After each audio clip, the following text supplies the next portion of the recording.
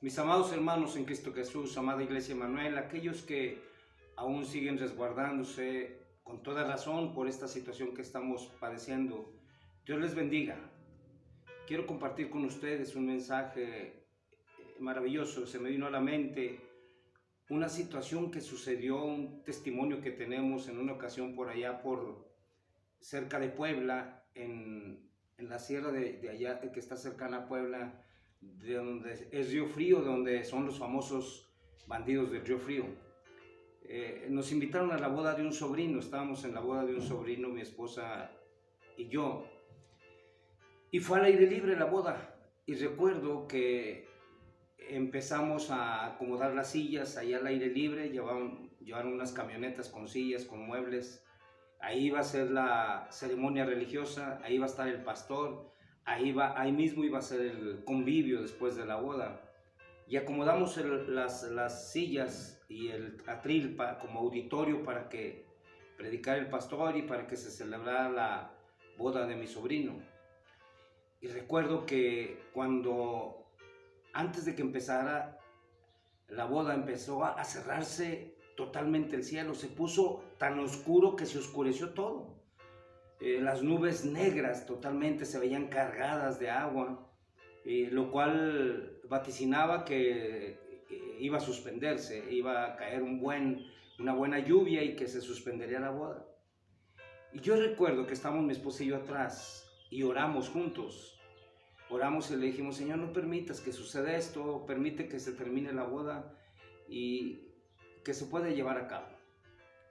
Y tengo este maravilloso testimonio de que se empezó a despejar el cielo y que fue algo tan tremendo, tan maravilloso. Se llevó a cabo la boda, instalamos las mesas, las sillas después de la ceremonia religiosa, se hizo el convivio, se bajó la comida, comieron todos los que estaban invitados. Subimos se acabó y empezamos a subirme esas sillas a las camionetas. Y recuerdo que cuando salió el último vehículo hacia la carretera del bosques con árboles tremendos, se volvió a cerrar el cielo y fue una lluvia tan tremenda que seguramente si se ha sucedido antes del inicio de la boda, no se hubiera podido celebrar. Este testimonio lo doy porque fue maravilloso, es algo que me ha impresionado. No obstante, las oraciones que he tenido, y muchas han sido contestadas de una manera maravillosa, extraordinaria, sobrenatural, donde nos ha Dios librado no nomás de situaciones económicas, sino también de la misma muerte. Realmente tengo muchas historias que comentar respecto de la oración. Este día hablaremos un poco de la oración. Quiero que me acompañen al Evangelio según San Lucas, al capítulo 11. Cuando Jesús estaba orando, dice, en un lugar, y cuando terminó, uno de sus discípulos le dijo: Señor, enséñanos a orar, como también Juan enseñó a sus discípulos. Y les dijo: cuando oréis, decid así. Y enseña esa maravillosa oración del Padre Nuestro, que la mayoría de los creyentes cristianos no sabemos en gran medida. Esta oración tan maravillosa que aun cuando nuestro Señor Jesucristo gustaba de ir a la soledad, a orar, a estar solo con el Padre, parece que en esta ocasión estaba a la vista de los discípulos, parece que en esta ocasión estaba cercano, pero estaba orando en esa relación tan íntima que tenía con Dios Padre. Y los discípulos dicen: enséñanos a orar. Y tal vez no era tanto la metodología o la técnica que tenía que enseñarles Jesús a orar, sino vemos inclusive nosotros cuando oramos cómo los niños empiezan a aprender a orar y no hay técnica, no hay metodología, damos gracias a Dios, pedimos perdón, a veces ponemos nuestra petición, nuestra angustia, nuestra inquietud y lo hacemos en el nombre de Cristo y nuestros hijos aprenden y no es sobre una técnica depurada, una metodología. Y yo creo que los discípulos le decían: enséñanos a orar de esa manera con que tú oras y que te identificas plenamente con Dios Padre y que suceden tantas maravillas.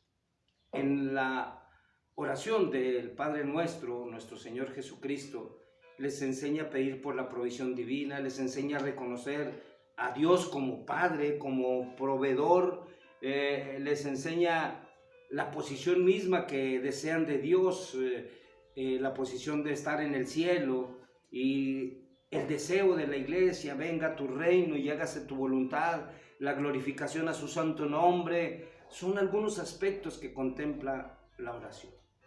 Pero hay oraciones, la Biblia registra oraciones contestadas que no abarcaron todo eso. Sin embargo, creo que dentro del corazón del que ora, dentro del corazón del que cree en el Señor, había todo ese cúmulo de situaciones se manifiestan. Oramos y sentimos que Él es nuestro Padre, nuestro proveedor. Oramos y glorificamos su santo nombre. Oramos y le damos gracias. Oramos y pedimos que se haga su voluntad. Creo que era más la relación que tenía tan maravillosa Jesús con Dios a través de la oración, con Dios Padre, que era lo que deseaban los discípulos. Enséñanos a orar. Oremos. Padre nuestro que estás en los cielos, bendito sea tu nombre. Hoy vengo delante de ti pidiendo perdón por mis pecados, Señor, pidiendo perdón por las faltas, las omisiones, Señor, y las ofensas que debo haber, Señor, cometido. Pero ahora, Padre, te pido que tú refresques nuestra alma con tu palabra, nos des una palabra de aliento, Señor, a los oyentes, me des una palabra de aliento a mí. Tu nombre sea glorificado hoy y siempre. Amén. Hay 3 oraciones que voy a poner como ejemplo de 3 personajes de la palabra de Dios que son oraciones maravillosas que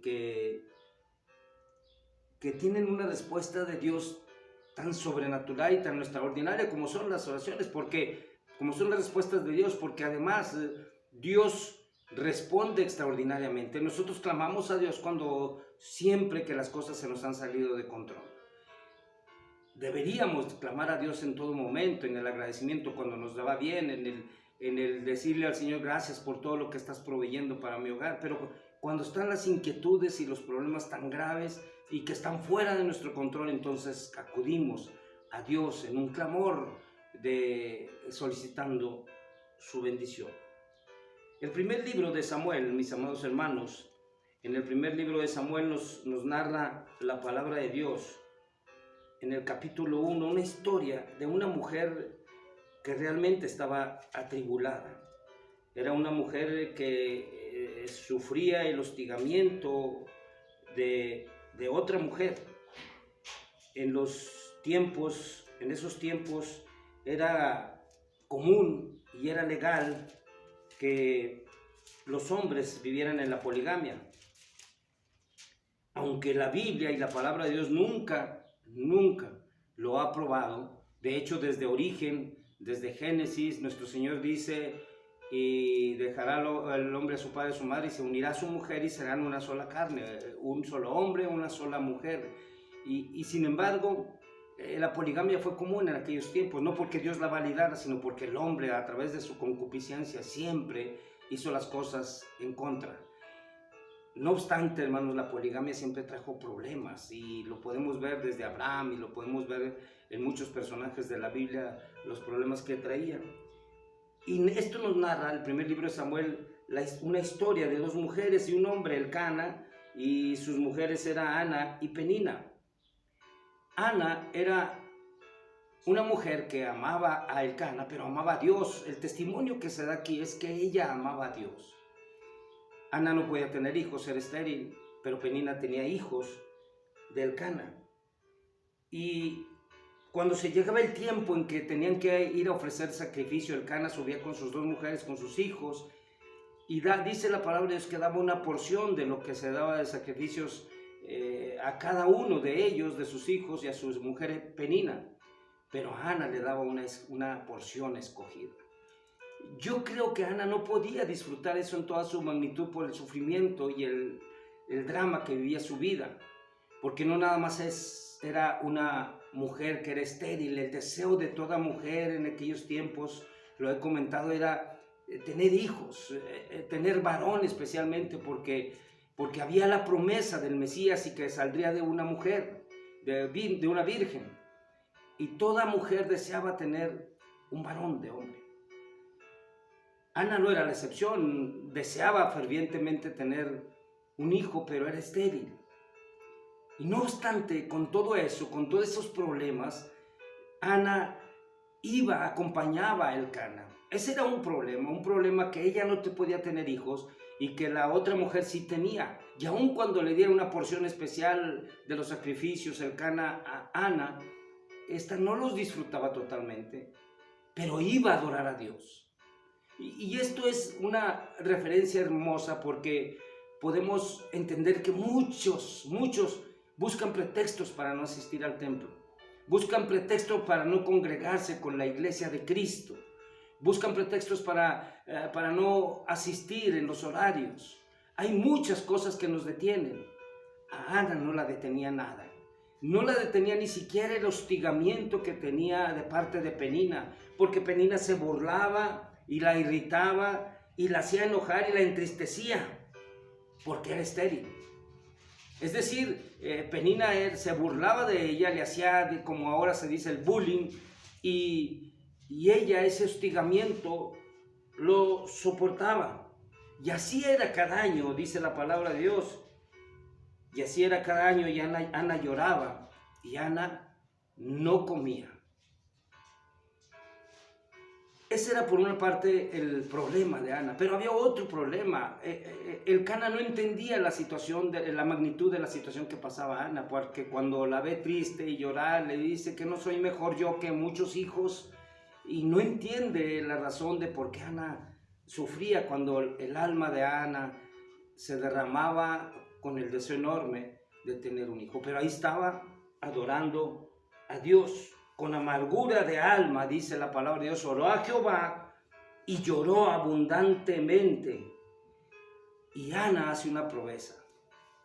Aquí tenemos un ejemplo de una oración abundante. No registra la palabra de Dios la oración de Ana, pero dice que era una oración abundante de tal manera que ella no hablaba, sino movía sus labios, y consideraron que estaba ebria. Creían que estaba ebria Ana porque estaba orando abundantemente. No lo sé cuánto tiempo duraría orando, pero su principal petición era: Señor, dame un hijo.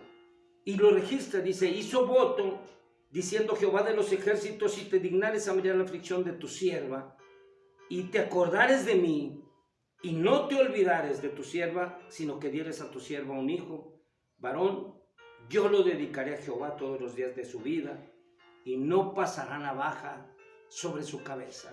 Es decir, la petición de Ana iba acompañada de una promesa. ¿Cuántas veces en angustia, en inquietud, pedimos a Dios, Dios nos concede, hacemos promesa, y nosotros, los creyentes, a veces se nos olvida cumplir las promesas que hacemos delante de Dios? Ana le decía, no nada más que le prometía que sería nazareo, no nada más que sería un hombre que sería dedicado a bendecir y alabar a Dios y a ministrar la palabra, un levita. No nada más decía eso Ana, sino Ana le decía a Dios: lo que tú quieras, Señor, si tú te dignas, si tú me miras, si tú ves mi sufrimiento.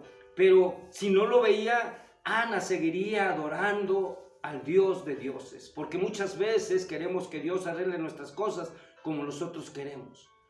Muchas veces queremos que Dios arregle nuestros asuntos como es nuestro deseo, y Dios obra de acuerdo a su voluntad. Y eso era lo que decía Ana. Por eso la oración del Padre Nuestro contiene: hágase tu voluntad en el cielo como en la tierra. Nosotros clamamos a Dios y pedimos y ponemos delante de Él nuestra necesidad y nuestro deseo. Debemos dejar que Él haga el trabajo, porque siempre será mejor lo que Dios hace por nosotros que lo que nosotros le pedimos. Una oración abundante, muy concreta, pero ¿sabes qué, Señor? Solamente si tú quieres. Qué gran lección de vida nos da Ana. Qué gran lección para aprender a orar y para someternos y sujetarnos a la oración. Derramó su alma en una entrega profunda a Dios. Y lo que vemos aquí, cuando vemos que Ana iba a adorar, que Ana se postraba delante de Dios, que Ana temía a Dios, que Ana consideraba que Dios tenía la mejor respuesta, vemos la obediencia, la oración y la respuesta. Obediencia, oración y respuesta. Dios me dio lo que pedí, dijo Ana. Y una vez más vemos a Ana exaltando y reconociendo que Dios es el dador de las cosas buenas. Adórale en oración al Señor y deja que haga la obra. Reconócele que Él es el que tiene el poder y que estamos a su disposición. Y sabemos que lo que haga Dios será mejor. Otra oración registrada en la palabra de Dios es la oración de la intercesión de Moisés. Los problemas nos aquejan. Estos días he visto la manifestación de Dios maravillosamente. Hay situaciones que me han sucedido y lo estaba comentando con algunos amigos que no son cristianos. Les decía, pasó este detalle, una situación extraordinaria, y pasó este otro. Y luego dicen, son coincidencias, son casualidades. Es la obra y la intervención de Dios definitivamente. Es la obra y la intervención de Dios. Hay una narrativa de Éxodo capítulo 15, cuando después de que cruzaron el mar, que Moisés mostró todo el poder de Dios a través de una vara y que se abrió el mar y cruzaron los israelitas y los egipcios cayeron dentro del mar, llegaron a un lugar, habían caminado 3 días y en esos 3 días no habían bebido agua, o cuando menos no dice la palabra que traían provisión, pero no habían bebido agua. Y 3 días no son suficientes para morir, para que alguien muera de agua, pero sí eran suficientes 3 días para que se olvidaran de esa majestuosa obra extraordinaria de Dios al abrir el Mar Rojo. Dice la palabra de Dios en el capítulo 15 de Éxodo, versos del 22 en adelante: e hizo Moisés que partiese Israel del Mar Rojo, y salieron al desierto de Sur y anduvieron 3 días por el desierto sin hallar agua. Y llegaron a Mara y no pudieron beber las aguas de Mara porque eran amargas, por eso le pusieron el nombre de Mara. Y entonces el pueblo murmuró contra Moisés y dijo: ¿qué hemos de beber? Y Moisés clamó a Jehová, y Jehová le mostró un árbol y lo echó en las aguas, y las aguas se endulzaron, y ahí les dio estatutos y ordenanzas, y ahí los probó. Y dijo: si oyeres atentamente la voz de Jehová tu Dios, e hicieres lo recto delante de sus ojos, y dieres al oído a sus mandamientos, guardarás todos sus estatutos. Ninguna enfermedad de la que envía a los egipcios te enviaré a ti, porque yo soy Jehová tu sanador. Y llegaron a Elim, donde había 12 fuentes de agua y 70 palmeras, y acamparon ahí junto a las aguas. Qué maravilloso esto. Decía que 3 días no eran suficientes para que murieran, pero sí eran suficientes para olvidar las grandes maravillas que hace Dios. ¿Cómo no podemos recordar todo lo que ha hecho el Señor? ¿Y por qué nos angustiamos y nos inquietamos y nos intranquilizamos cuando hemos visto grandes maravillas que ha hecho Dios en nuestra vida? Apenas ayer hicieron una y hoy ya se nos olvidó y nos vuelve a entrar la angustia. Eso sucedía con el pueblo de Israel. Había visto las maravillas durante 40 años, había visto la manifestación de Dios en el desierto, y ahora, después de haber escapado de los egipcios con la maravillosa mano e intervención de Dios, se olvidaban de eso y empezaban a murmurar y empezaban a hacer cosas que no muchas veces las harían cosas como cuando Moisés fue por los 10 mandamientos, por las tablas de la ley, la construcción de ese becerro de oro y la idolatría que se desató en el pueblo de Israel. Moisés tuvo que intervenir de nuevo. En esta ocasión estaban murmurando porque no había agua. Y mira las ironías de la vida. La abundante agua del mar enterró a los egipcios y perecieron. Y la falta de agua en el desierto no hizo que perecieran los israelitas. Esta es la manifestación de Dios, que en la mayor poquedad o en los sequedales o en el desierto, Dios se está manifestando en tu vida y no te das cuenta. Es maravilloso como Dios a veces está obrando en nuestros corazones, en nuestras vidas, en nuestras familias, con nuestros hijos, y no nos damos cuenta. oró después de que su pueblo volvió a tener sed. Y ahí estaba Moisés clamando al Señor, ¿qué haré? Dios le muestra un árbol y dice la palabra de Dios que cuando le muestra el árbol le dice, échalas a las aguas amargas.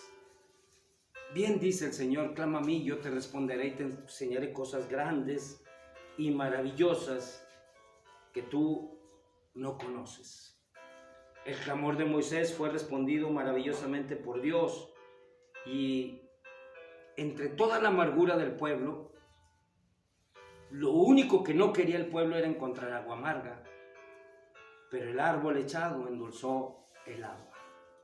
Y mira qué hermosa imagen podemos ver nosotros cuando en la amargura de nuestros tiempos, en la amargura de los tiempos difíciles, cuando nos inquietan las cosas que nos pueden hacer daño, cuando estamos en peligro de algo, de perder la casa, de perder la salud, de perder el empleo, etcétera. Cuando suceden todas esas cosas, entonces Dios nos echa al árbol, nos echa a Jesucristo, que es el dulce, el dador del agua, esa agua que salta para vida eterna y que sacia tu sed y te pone con Él. Y entonces, en vez de estar amarga tu vida, se endulza. ¡Qué maravilloso! Echó el árbol al agua, se endulzó y no nomás bebieron, sino que se fueron y encontraron un lugar de remanso. Pero fíjense las palabras que dice: si oyeres atentamente la voz de Jehová, tu Dios, e hicieres lo recto delante de sus ojos, y dieres oído a sus mandamientos, y guardares todos sus estatutos, ninguna enfermedad de las que envié a los egipcios te enviaré a ti, porque yo soy Jehová, tu sanador. Obediencia, oración y respuesta de Dios. Bendito sea el nombre de nuestro Dios. Y mira, la palabra de Dios en el capítulo 10 de Josué nos narra también otra historia magnífica, llena de bendición, una oración de Josué por victoria. Y esto es lo que nos convoca la palabra de Dios, a ir de triunfo en triunfo, a ir de victoria en victoria, cotidianamente, vencer, desde levantarte en la mañana, saber que vas a vencer las vicisitudes y los problemas que se te enfrenten en el día. Dios te dará no nada más la fuerza, no nada más la gallardía para enfrentar los problemas, sino te dará también las soluciones a su manera. Y siempre será mejor la manera de Dios que la manera de nosotros. En el capítulo 9 nos narra que hubo los gabaonitas, gente pagana, idólatra, un pueblo, se dio cuenta de lo que había hecho Josué en Jericó y en Jai, cómo la mano de Dios había estado con ellos, con el pueblo de Israel, y tuvieron miedo de Josué y fueron y los engañaron astutamente y se metieron entre ellos. Les dijeron: venimos como embajadores desde lejos y mira, venimos caminando. Pusieron zapatos viejos, bolsas viejas y se acercaron, y Josué lo recibió. Un error, graso error, porque inclusive ellos hicieron cosas que no le toca hacer al pueblo pagano. Eran a veces los aguadores del atrio, de los altares, y eso no le toca más que al pueblo de Dios. Y Josué ese error le costaría, pero ahora en este capítulo 10 vemos cómo 5 reyes se ponen de acuerdo. Me gustaría que lo leyeran, el capítulo 10 de Josué, cómo está maravilloso. 5 reyes se pusieron de acuerdo y dijeron: vamos contra las gabaonitas y contra Israel. Entonces Josué se dio cuenta de esto, pero Dios, nuestro Dios, lo libra de tribulación. Le dice Jehová: no tengas temor de ellos, porque yo los he entregado en tu mano, y ninguno de ellos prevalecerá delante de ti. La fe puede decaer. Cuando luchamos contra muchas adversidades, hermanos, a veces nos levantamos y sucede una cosa mal, y luego sucede otra, y luego sucede otra, y creemos que se nos va a acabar el mundo. Y son muchos adversarios los que tenemos en un día y a veces en una semana. Pero déjame decirte que es cuando Dios nos dice: avancemos, no te preocupes, yo estoy contigo, no tengas temor de lo que vas a enfrentar. Así como David tuvo que enfrentar a ese gigante, Goliat, y fue en el nombre de Jehová de los ejércitos, así muchos gigantes vendrán a nuestra vida, pero en el nombre de Jehová de los ejércitos los enfrentaremos. Y dice la palabra de Dios que él, en el capítulo 10 de Josué, le dijo a José: avanza, ve contra ellos, ya los entregó en tus manos. Y de Josué fue la victoria. Y de tal manera que los persiguió. Y la noche caía. Y una vez que cayera la noche iba a ser difícil seguirlos persiguiendo. Pero ahí estaba la gran victoria de José. Voy a leer lo que dice la palabra de Dios. Y mientras iban huyendo de los israelitas a la bajada de Bet-Horón, Jehová arrojó desde el cielo grandes piedras sobre ellos hasta seca. Y murieron, y fueron más los que murieron de las piedras del granizo que los hijos de Israel mataron a espada. Y entonces Josué habló a Jehová y dijo el día en que Jehová entregó el amorreo delante de los hijos de Israel, y dijo en presencia de los israelitas. Fíjense lo que dijo en la oración registrada en el capítulo 10, verso 12 de Josué. Dice: sol detente en Gabaón, y tu luna en el valle de Jalón. Y el sol se detuvo y la luna se paró. ¿Qué significaba esto? Que todavía no se oscurecería. Y no es que se haya detenido el sol no se detiene, pero las maravillas de Dios son extraordinarias y sobrenaturales. Si dice la palabra que el sol se detuvo, el sol se detuvo. Y la luna también. Y entonces siguieron persiguiendo a esos reyes, y dice, hasta que la gente hubo terminado con sus enemigos. No está escrito en el libro de Jacer, y el sol se paró en medio del cielo, y no se apresuró a ponerse casi un día entero, y no hubo día como aquel, ni antes ni después de él, habiendo atendido Jehová la voz de un hombre, porque Jehová peleaba por Israel. Mira lo que dice la palabra. Jehová atendió la voz de Josué, atendió la voz de un hombre, y le pidió algo extraordinario. Y dice el que registra, el que escribe, que es Josué, dice: y no hubo un día, no hubo como aquel día, ni antes ni después de él. Es decir, no hubo otro día maravilloso. Eso a él le parecía porque le había sucedido a él. Pero también los israelitas podían decir: no había otro día tan maravilloso como el día que salimos de los egipcios y que se abrió el mar. No hubo otro día tan maravilloso como cuando Dios derramó el maná en el desierto. No hubo otro día maravilloso como cuando Elías clamó y los profetas de Baal murieron. Es decir, hermano, en la mano de Dios, con la oración, tenemos días maravillosos que serán inobjetablemente los más maravillosos. Tengo días maravillosos registrados en la historia de mi vida, en el libro de mis pensamientos. Tengo historias grandes de intercesión que han sucedido maravillosamente. Cuando derramamos nuestra alma delante de Dios, lloramos y practicamos la obediencia, entonces oramos y viene la respuesta de Dios. Obediencia, oración y respuesta. La fórmula para ver las cosas sobrenaturales de Dios. El Señor te bendiga, mi amado hermano, que tengas un domingo maravilloso en Cristo Jesús. Amén. Padre, te alabamos y te bendecimos en esta hora. Tu nombre sea glorificado hoy y siempre, por los siglos de los siglos. Y nos ponemos en tus manos, te bendecimos y te alabamos. En Cristo Jesús. Amén.